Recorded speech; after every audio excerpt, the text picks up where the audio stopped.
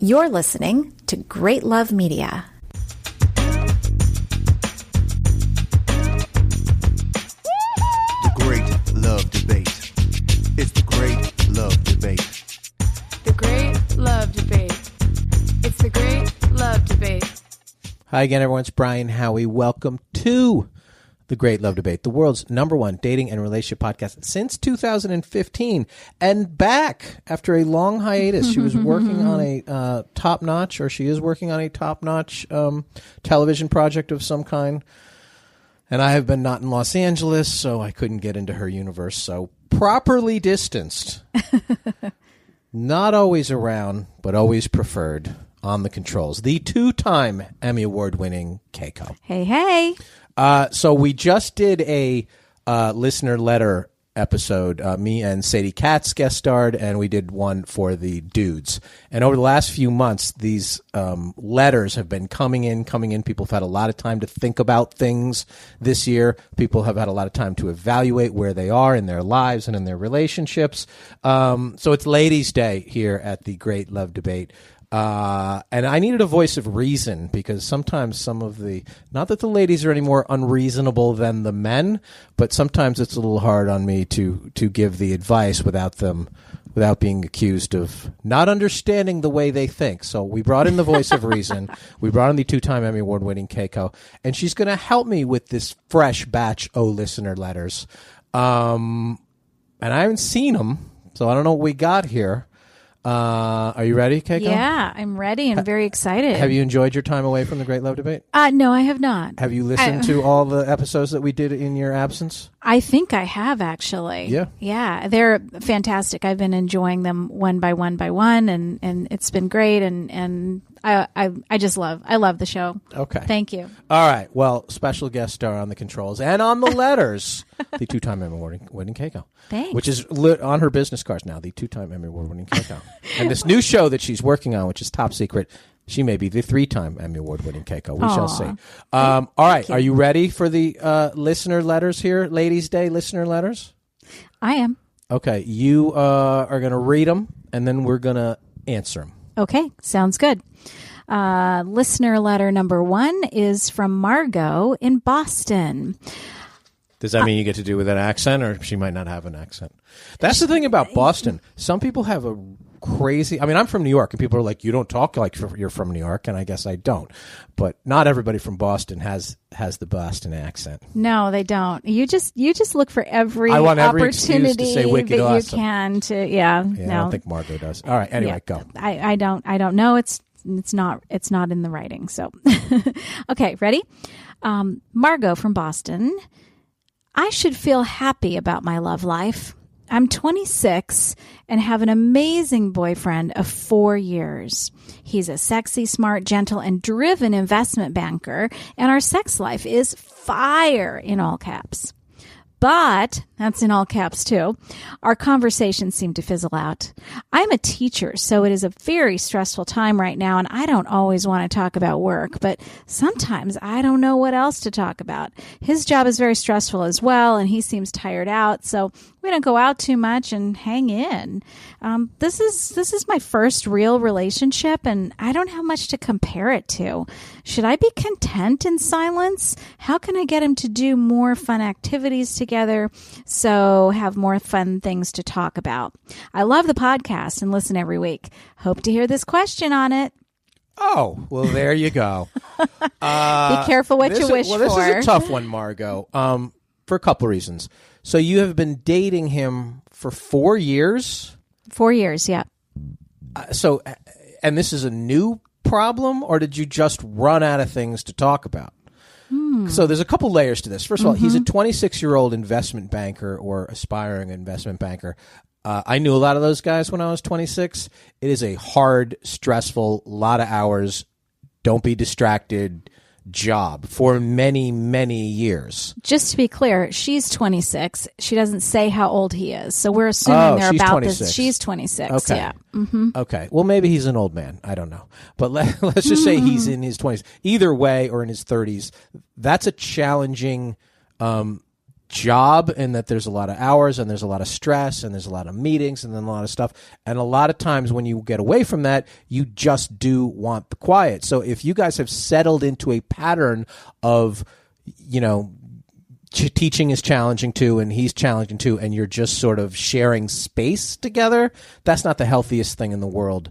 But I need to know, has the silence increased over 4 years? Because sometimes you just run out of things to talk about. And we've talked about that on this podcast a lot, about how you have to be curious and you have to continuously be asking questions of your partner in order to build a relationship. So if you guys just rendezvous in the bed at 11:30 3 times a week, that's not a healthy relationship if you're sitting in silence the rest of the time. So I think it's a problem. I think it's a challenge. I think that scheduling time to chit chat, if somebody's not motivated to chit chat, is not going to work either. You've been dating for 4 years and you started dating when you're 22. Don't waste your 20s on one guy unless it's great.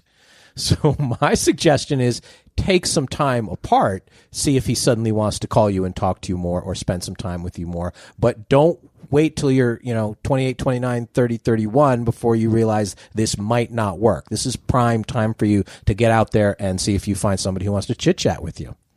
Yeah, I think too there are a lot of layers to this, and one thing that I always bring up that we have talked about before on this podcast is the fact that your frontal lobe does not grow in until you're 26. So you're 26 now, and all of a sudden you feel like you're waking up, and you've already been with this guy for 4 years. Now, I'm not saying maybe he's not the right guy for you. Maybe he is, but on the other hand, maybe he isn't the right guy for you. Maybe he was Mr. Right now, not Mr. Right. So I think that's definitely something to look at as you are maturing in your own life and also coming into your own. I mean, you're really smart too. You're a teacher. So he's a really smart investment banker. You're a really smart teacher. If you guys have nothing to talk about, that might be a problem. But on the other hand, if you've been together for 4 years, you may have just settled into sort of a relaxation, kind of a thing. And I think that might have been what Brian Howie was just alluding to or saying.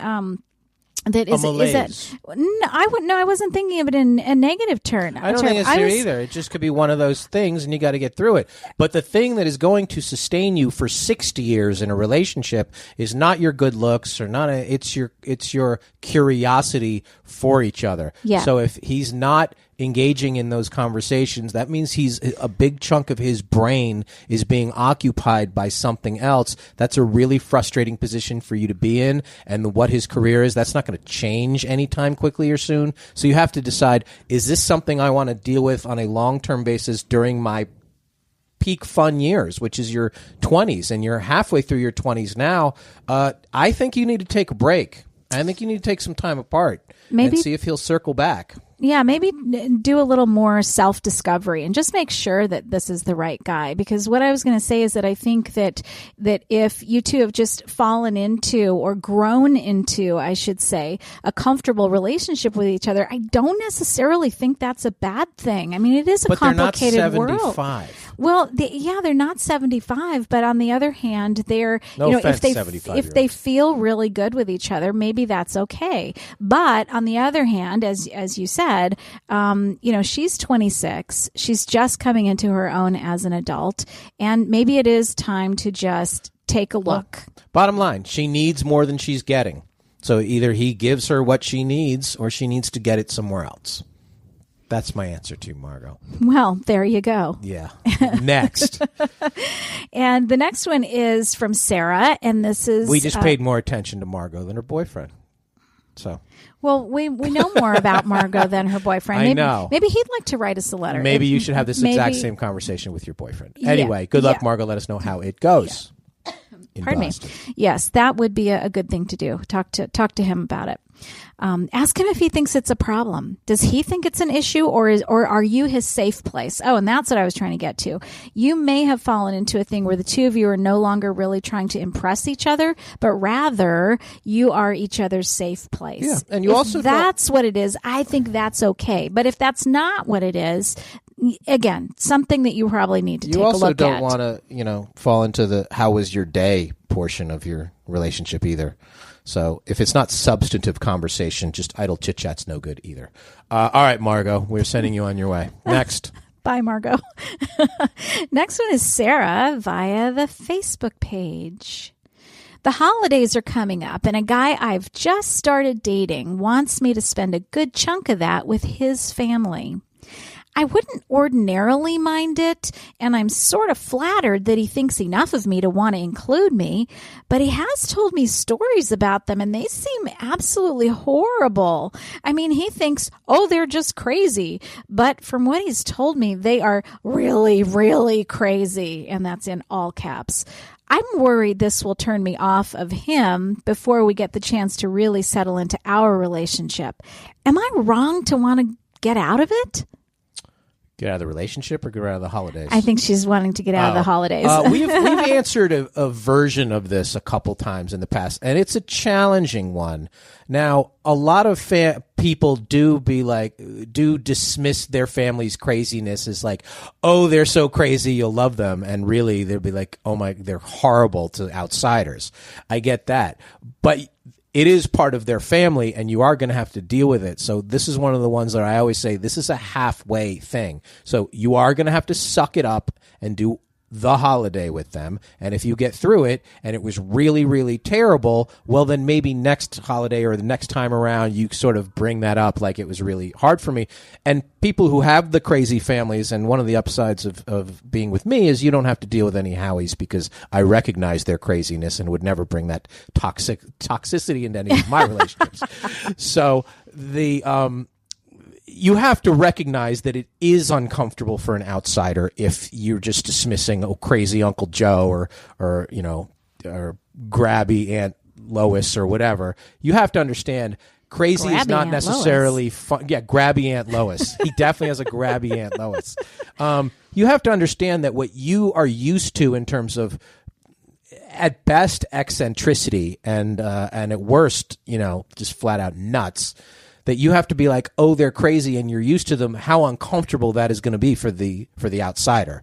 And you have to can't be like, we're going to welcome you into this big ball of nuttiness. You have to kind of meet in the middle. Make sure that she feels comfortable at all times. Make sure that you are extra attentive to anything going on around her. Do not leave her alone with crazy relatives. But she's going to have to make the effort. She's going to have to find out if maybe he's exaggerating his crazy family to make them sound more interesting.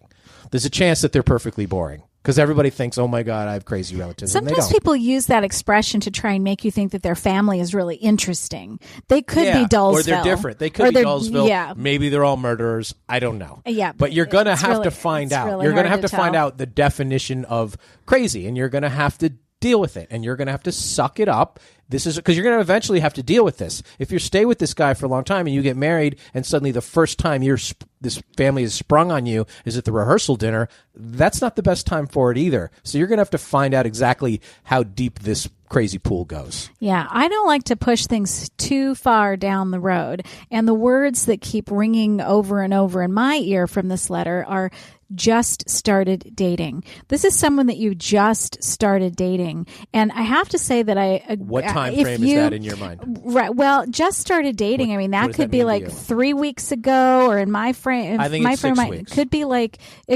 even as long as like 3 months together. Mm-hmm. For me, could be just started dating. It's taken a while to get to this letter. Yeah. This was sent a while ago. Sorry. Oh, sorry about that. Yeah. No, it says the holidays are coming up, so it hasn't been that long. But here's the thing.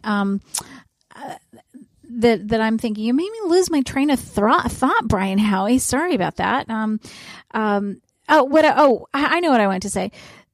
if you're curious about this guy, if you would like to continue going out with him beyond however long you have gone out with him, whether it's a week or 3 weeks or 3 months, whatever it is, why not? If you don't have anything else to do for the holidays, why not go over there just to, have a nice meal and meet some, meet some interesting people, or maybe not interesting. Never do this out of why not. Just do. There has to be a driving motivation because there's something on the line here, your relationship. So doing. She doesn't have a relationship. She's just started dating. I have just started dating. If he's inviting her over for the holidays, they're in a relationship.